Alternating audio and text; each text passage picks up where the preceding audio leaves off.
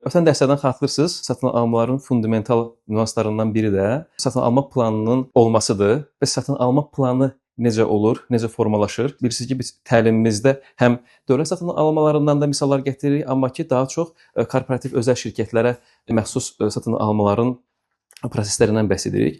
Burada istəyərdim ki, həm dövlət satın almaları, həm də belə deyək, özəl korporativ şirkətlərdə baş verən satın alma planı necə yerləşdirilirsə, onu sizə bildirim. İllik dövrəsi az olan təşkilatlarda bu proses demək olar ki, olmur. Onlar pul axınına əsasən mövcud olaraq reaktiv reaksiya ilə bu planlamanı edirlər. Özəl iri təşkilatlarda isə bu proses belə baş verir. İlin sonuna yaxın oktyabr-noyabr aylarından etibarən təşkilatda olan sifarişçi şöbələr növbəti il üçün planlaşdırdığı mal və xidmət alışlarla bağlı həcmləri, bütün detallarını olan bir cədvələ hazırlayırlar və bunu maliyyə şöbəsinə təqdim edirlər. Təsdiqdən sonra satın alma illik planına baxmış, sahiblənmiş olur.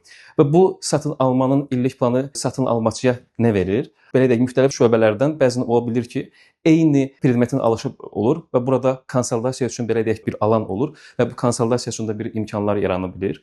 Və bundan başqa təsisatçılarla satın alma sorğuları etdikdə bir növ əlləri həm də güclü olur. Onların illik büdcəsinin nələrə sahib olduğunu bildiyindən onlarla razılaşmaya daha yaxşı formada hazır ola bilir. Bu da satın alan təşkilatın daha gücünü göstərir.